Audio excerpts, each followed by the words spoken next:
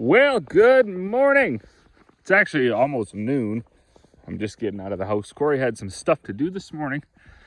So me and the little one were wrestling and watching Spidey and all sorts of things. And now, it was cold anyways. It was like -10. Wasn't a big fan of that. But we're gonna get going here. I got a couple of bags to make, and then I've got to go put some straw in the pens for the emus and the boar and stuff. The other pens are done, but we hadn't done that one yet. All right, what we're gonna do here first, as we do every day, is check the coolant. I don't think it's leaking still from my patch job down at the bottom. As long as it's on my finger, we're good. Winning, so that's good. The coolant issue has been temporarily solved. I should probably order a tank, because I do believe as that heats up and cools down throughout the day and stuff, that glue is probably going to crack. More concerning to me though is the fact that this thing seems to be making a bit of oil. Now I don't know if I just overfilled it or if it's actually making some oil. Now it's not it's not coolant going into the oil, because it's not white or milky or whatever. But I think it might be fuel, which I'm not 100% sure if that's like injection pump or injectors or what the scoop is. And then unfortunately yesterday, I thought this sounded a little bit sluggish while it was trying to start. So we'll give her a few seconds with the glow plugs here. Let me climb in here. The glow plugs, I believe, work. Okay, so that's on. We'll give her a few seconds here and see if it starts. 2,000 years later. All right, that's been a whole minute. We'll see how she sounds.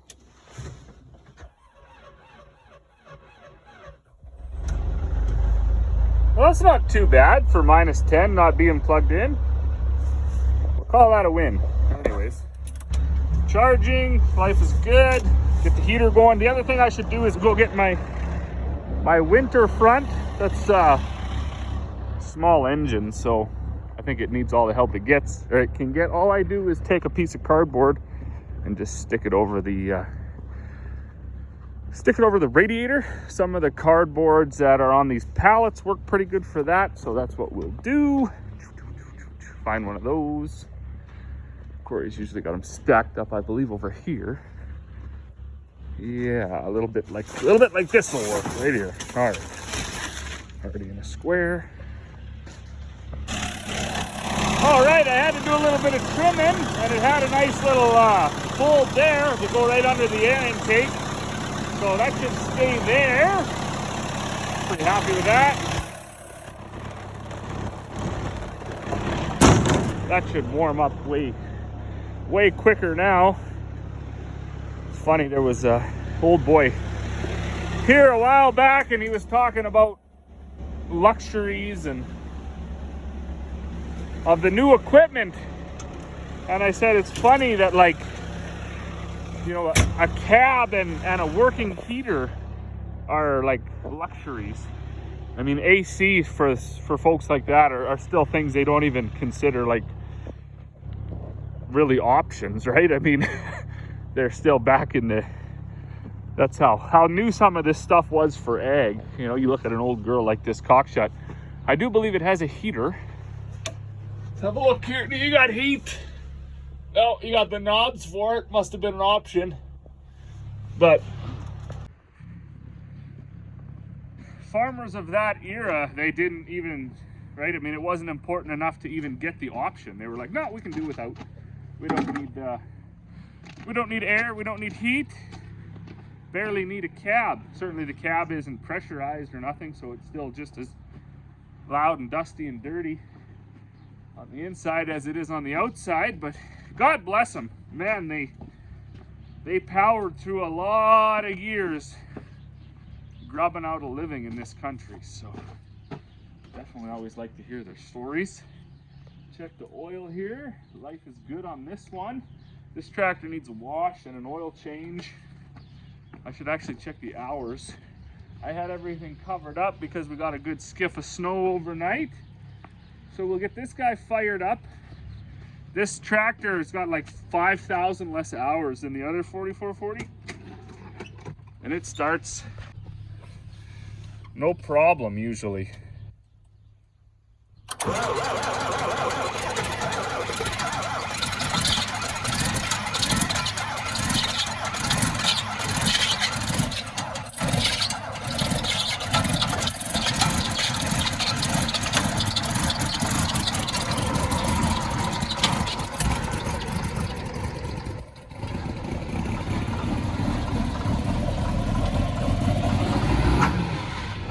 Definitely not as nice as the telehandler with its glow plugs, but I don't know why. Maybe one of you mechanics can explain to me, like GM engines, no glow plugs. Obviously these John Deere engines, no glow plugs.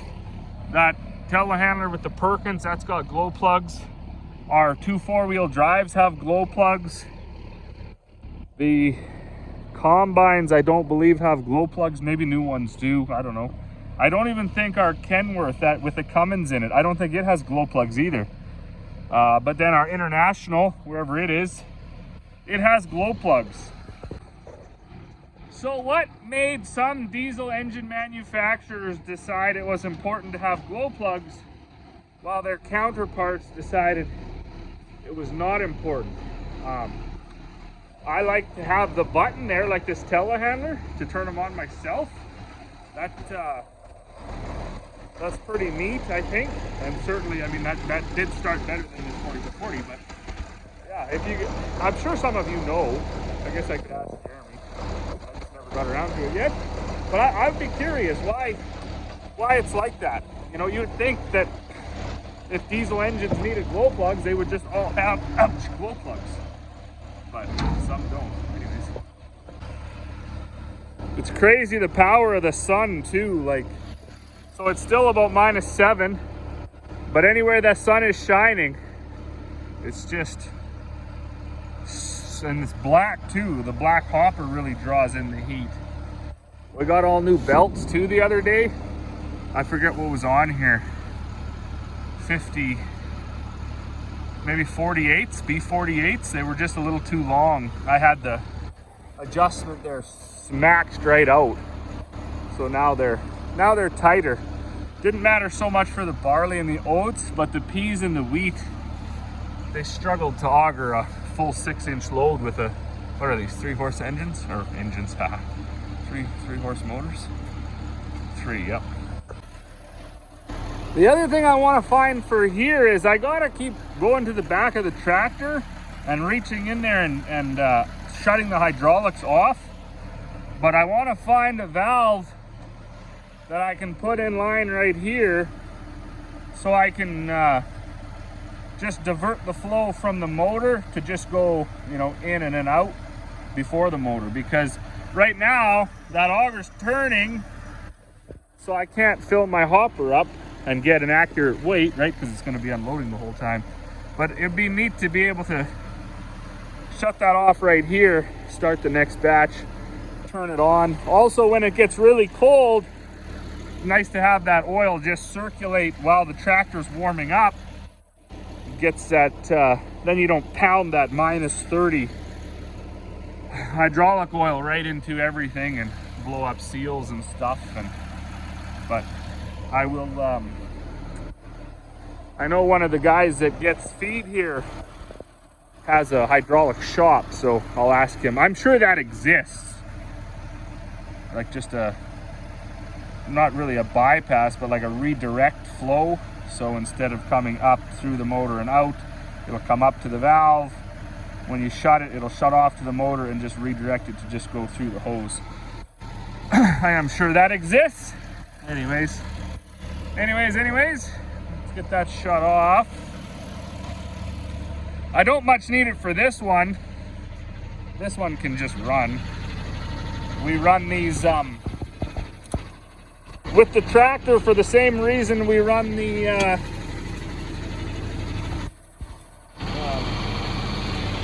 seed cleaner with the tractor. We can control the speed because we don't have three-phase power, we don't have VFDs, so the electric motors are just on and off. But this, you can control the speed. And I've noticed for this, when you're blending, it makes a big difference. Feed rate into the mill. So that's been a blessing, as long as the tractors hold out. They do get a lot of hours on the mill now. Also, the other thing is, if I walk away and the tractor stops for some reason, everything stops. If these were electric and the tractor died and the mill wasn't feeding, and you have a full hopper, you come back and you have grain spilt all over the place. So while it has its some cons for sure, I mean, you got the tractor running all day, burning fuel and getting hours on it. It's definitely got some pros. Good morning. I was actually chatting with Mr. Farming with Treasures this morning, and we were both discussing how we end up with a little bit of, I don't know, content fog, if you will. So once spring seeding is over, a guy's got a little bit of spraying to do. So you do that. You can film some of that, filling the sprayer or spraying or whatever the case may be. And then that ends. And then you don't do a whole bunch over the summer. And then you move into fall, and you get a bunch of, you could potentially get a bunch of content, no different than spring seeding. But then harvest ends, and then what do you do, right? I mean, we get into making feed, and that's pretty much it. So for the last few days here, I don't even know when the last video I put out was, maybe a week ago, I've been back and forth to the arena, helping coach some of the kids' hockey, and of course watching the hockey games, and then coming home and making feeds. So not a lot going on. I got to go get the pickup, and I'm going to hook up to this trailer, because this old squeeze here, these things are almost worthless when it comes to reselling or whatever, getting them on the auction sale. They're too small, right? Technology, and that has changed. Lots of squeezes are hydraulic and all integrated and very fancy. But this old guy was just sitting up there, right? So I cut the trees out of it, and it's in really good shape. Everything is loose and free, but it's, I think, probably pretty small by today's standards. So not much value in it. But what I'm going to do, and I ordered the load cells, they just came in. I'm going to take it over to Mr. Monkman Machining and see if he can build me a little frame underneath of it and put those load cells on it. And then we'll have it up on, it'll be on load cells. So we can put a little pig in there or something and see what it weighs, or anyways. Is it worth it? I don't know, but that's one of the projects that we are going to do. So that'll be neat. Also, I was just talking to the folks at the New Holland dealer. They are going to come pick this combine up here in a day or so, once it warms up. We got one more shot of warm weather before the winter really sets in. Buddy and I were over yesterday, day before, thinking about getting the rink flooded here, but then the sun comes out and it gets up to +2, +3. Pretty hard to make a rink like that. That also was happening. We got it all cleaned out and burnt some of the stuff that was in there. We got to take a vacuum and vacuum up the flies. Dad got the rock picker back together, fixed the wheel that was broken there. It needed bearings. And then, well, this guy, we bought this at an auction sale. Was quite a bit over my budget, but it had that on there, which apparently is a pretty good system. It's also got the old system on it in case maybe this one doesn't work or fails or whatever. But more importantly, it's got knives, and that's kind of what we want to try. I'm not sure being that loose is good or whatever, but the dude said that's the way they were. So this is 45 feet. The orange one on the other side there, the Burgo that we have, is like 33 feet, and it has 12-inch sweeps. That's what we use for our anhydrous cultivator for years and years and years, and it works fine. But We've definitely had a stretch of dry weather here, and I'm thinking maybe less soil disturbance is probably better. These are super popular units, these ST820s. Of course, something like this is already getting to be 20 years old, 25 years old. So there's all new technology, but you're looking at hundreds of thousands of dollars for 50, 60 feet with all the new technology on it, where I'm hoping by the time I get everything figured out and working, I know I need one knife here. And there was one or two that looked a little more worn out. Once I get this thing up and running, it's got a little bit better hitch, so maybe we can pull a little bigger tank. We'll be money ahead, I think. I don't know. It's gonna be better to cover a little more ground, right? You go from 33 feet to 45 feet. That's a big step. So we will see how it goes. I will point out the one frustrating thing that I do find with Ritchie Brothers, maybe any auction site. You're supposed to go and look, and that's fine. But I don't have much interest in going to look. So somewhere just before COVID, just after, around there, they made this huge switch to detailed online inspections. So right, that was the big thing. It's, you know, you don't have to go look anymore. They take like 200 pictures of this thing or whatever, all over the place, take lots of pictures, have a really good detailed description on the machine. So all you need to do is log on, go on the internet. You don't have to drive all over and look at the stuff. And I was like, you know what, for me, that's great, because I don't want to drive all over anyways. I don't want to drive around and look at stuff. So I go to pick this thing up, and part of the reason why, you know, I thought this would be good. This AccuFlow thing is actually quite expensive, this system. And it had it on there, right? So I'm looking at the pictures. It's got the AccuFlow on it. Life is good. Read the description. There's not much in the description. I did have, there was a guy that did look at it, and he's like, no, it looks like a good enough cultivator and everything. So life is good. I buy it. Paid a little too much for it, but that is what it is. It's kind of what I wanted. Go to pick it up, and I'm like, oh, how does that work? And the guy says, I don't know. I've never used it. I don't even know if it does work. So, you know, why couldn't they have put that in the description? Like, yes, it's on there, but nobody knows if it works.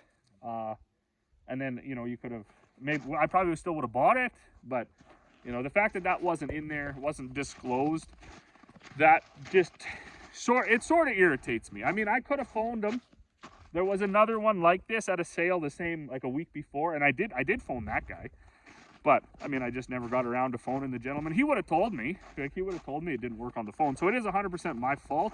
But what I'm getting at is they make this big claim that they're going to have a full detailed inspection, and it's all, you know, and then they don't even put all the information in there. So that's a bit irritating. Of course, after you buy something like that, they phone you right away and they see if you want, how your experience was, and how, you know, can they help you financing it. And I said, well, I don't need help financing it. What I would like is, if you're going to have a detailed inspection, you know, maybe disclose what doesn't work. And then, because even if you drove over and looked at it, if the farmer wasn't there, which sometimes they're not, you know, they just have it in a field, you know, with an approach or whatever, unless you make the call and ask, you still don't know anyways. And I don't know what I'm getting at, rambling. I think it should have been disclosed. That would be a little more honest, and it should have been definitely on the Ritchie Brothers managers or sales managers or whatever, to make sure that happens. What did come with it, and I had a good chat with the guy. He was a super good guy. He's getting out of farming, retiring, so it's also, that's kind of where I like to buy the stuff anyways, I like to help those guys out a little bit, make sure, even if I don't buy the stuff, at least I bid it up, because a life of farming, they definitely deserve a reward in getting a fair price for their equipment when they're done. And he's like, man, I got 2 big boxes of parts, and the monitor for the anhydrous, and all the anhydrous stuff is in there. That was one of the things he said. He said, you know, I was going to set that AccuFlow up, but he said, I just, you know, I got some health problems, and I'm old, and it was no different than my drill either. Actually, when I bought my drill, I I went out to that farmer's place and I sat down and talked to him. He was retiring. So over 2 afternoons we had coffee because, you know, it was a 6-figure purchase. It was he bought the drill new. It was only a couple years old when I bought it. And then, so anyways, made the deal, bought it. And I got it home and I was like, well, the blockage monitors don't work. So I phoned him and he said, yeah, no, actually they never did work. I could never figure them out. So he said, I just, you know, I was getting ready to retire and I didn't care anymore. You know, I asked the people that I bought it from, he bought it brand new. I asked them to put cameras in it. I asked them to set up blockage monitors on it. I asked them to a few more things. And they brought it out, and the hoses were run wrong. They only put one camera in. It didn't even work. They put, blockage monitors on. They didn't work. He said, I knew it was my last year farm, and I got frustrated, and I just said, F it. I don't care. And I can totally appreciate that. Like, I really can. You know, that's what's happened to a lot of our service, a lot of our dealers. You basically get no service. It's like that old adage, you get what you get and you don't get upset. And usually it's pretty lacking what you get. So anyways, that's all that. I'm going to unload my shank and my hoses here, take them over and put them in the shop. I'm going to get some wrenches, disconnect the batteries on this combine and the other combine. The batteries are out of that tractor, disconnected on this tractor. And then once the gentleman gets here to load up some feed, I will unload the trucks. This got some oats on it. I got to unload them too. So we got a bit to do, but nothing too exciting. That's that was my rant complaint around certainly auction companies, but maybe buying anything in general. People don't disclose everything out of fear of not getting top dollar. And lots of this stuff, I expect this AccuFlow thing too. Probably all the machinery is here, all the fittings, all the hardware to make it work. It's just something, you know, that gentleman, like you said, I just didn't have the energy for it. I was getting out of farming anyways, so it's up to the next guy to figure it out. So I will unload all these boxes. I'll take them to the shop and see what's in there. There was a book I could read, and I'll see if I can get this thing ready to go for next spring. So the other thing we got on the go is batteries. These were the 2 out of that 4-wheel drive. I want to, where's my tester? I want to test them because, well, there it is. When I tried to fire up that 4-wheel drive to go get the, hold on a minute here. To go get the cultivator, it wouldn't start and I couldn't even boost it. So obviously, these 2 battery systems, they get a little old. I don't battery test, here we go. What do they got for cranking amps? 850, 12 volt, out of vehicle, regular flooded. All right, so these have been charged. They've been sitting in the shop and then they've been just sitting here. So it says it's good, just recharge it. State of health, state of charge. So I expect that this one is no good. Or else maybe I don't know. For some reason they wouldn't take a charge. I also don't know, what does that mean? Was something bubbling out there or what? We'll see. Maybe this battery is no good. Battery test, 12 volt. Out of vehicle. Boom, there we go. Please check connection. Oh, try that, I guess. These chargers are pretty smart. It says this one's a good battery, 100%, 100%. So I don't know why it wouldn't charge. Sometimes they just need a good trickle charge. The other thing that I bought, because we've been battling batteries around here for a while, I think everybody does. I bought these little trickle charger thingamajiggers. Where's the other one? I'll throw it in here. And this has actually a repair function. So I had it going and I had it on here and that was just pulsing it. I think it's under the same idea as that year or 2 ago when I hooked my welder up to it and I tried to put like 100 amps to it or whatever that thing goes up to. Try to get the scale off of the cells inside. I don't know. I don't really understand all of that stuff, but I give her a good shot with the old welder put the what positive and negative leads on there and lever in the creator's hands. I know my dad was like, if you do that, you're not doing that in the shop, you're doing that outside, like way away from me, because you're gonna blow yourself up. I didn't blow myself up, and I also had no success in realigning the battery, so there's that. Anyways, Dad's been working too on this backhoe, actually, now that we're in here. I think in the world of brakes, the Case 580C people, they won the award for the worst brake system on the entire planet. It's always failing, it's always junk, it's hardly ever works. Usually one wheel's stuck on or one wheel doesn't work. So Corey ordered new slave cylinders. Dad said when he did take it apart, the other side, the pads were totally gone. See, we got a fairly massive seal leak here, but that's because the rod is pitted and I don't know how to fix that. And it's a big chunk missing right there. So you basically wipe the seal out every time you go up and down. I don't know if there's some goop a guy can put over that or not. Question for Mr. Machinist, I guess. I don't know. Or if they fix them, re-chrome them, or I don't know what they do.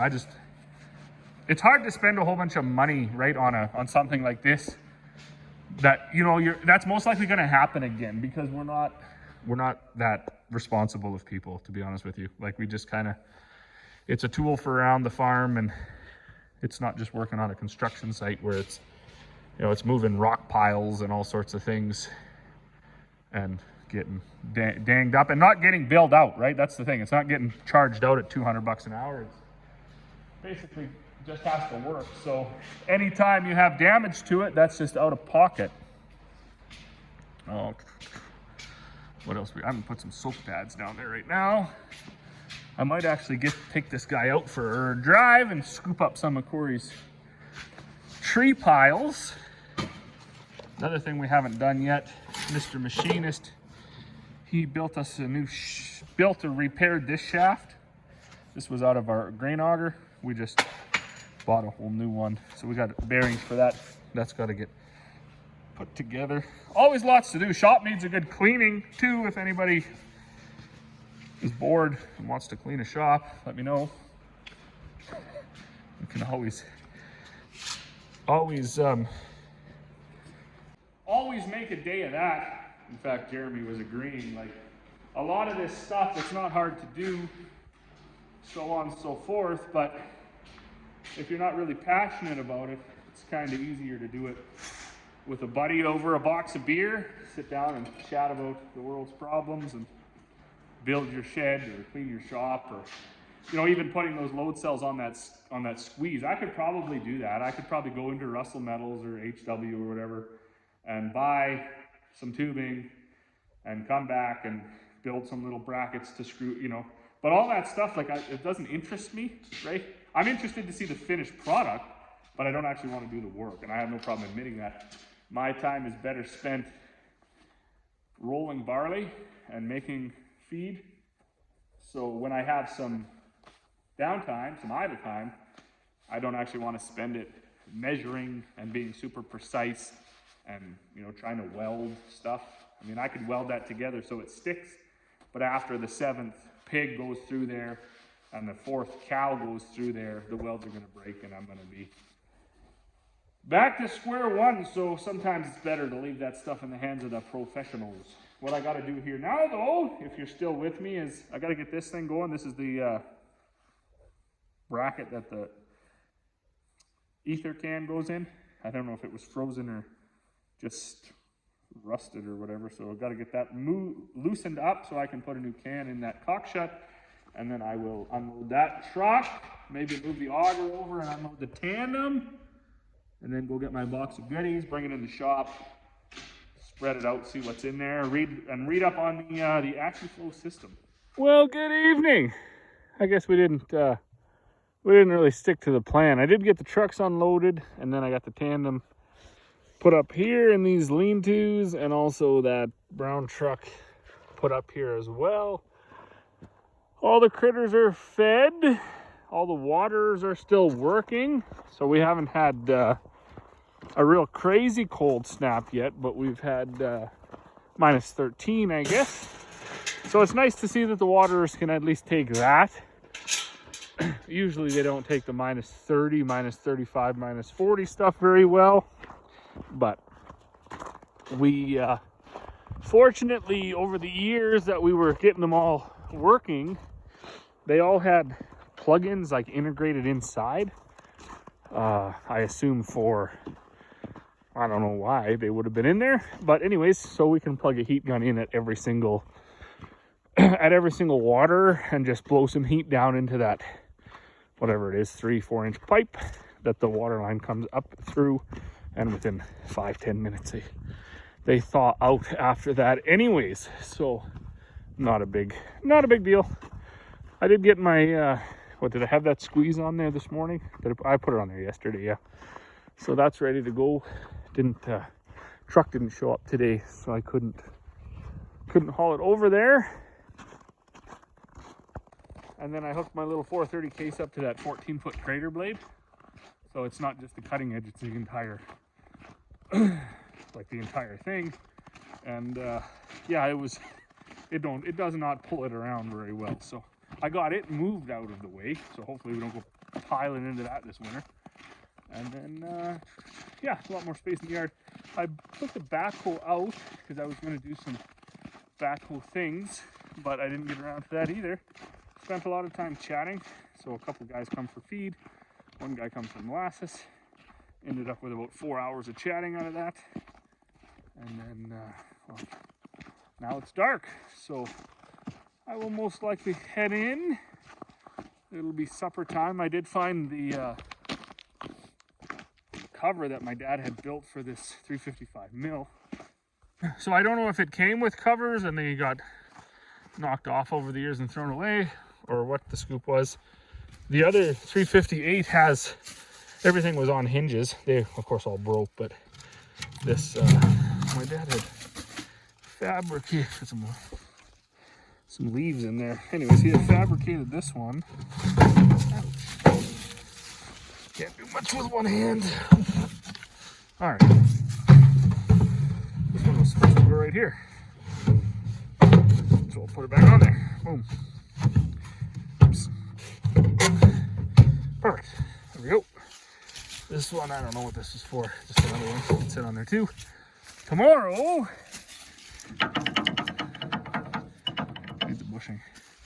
Tomorrow I'm going to hook this up to this tractor and I'm going to put it in the shop so it can thaw out, because I think it's got some rain and everything in the bottom froze up, and then I will stick it somewhere too, I guess. It's really nice to have that as a backup for when this one decides to blow its guts up. All right, well, I think before I go to bed, I'm going to, or before I go in the house, that is, I'm going to take this backhoe and see if the old boy did get, in fact, get the brakes going.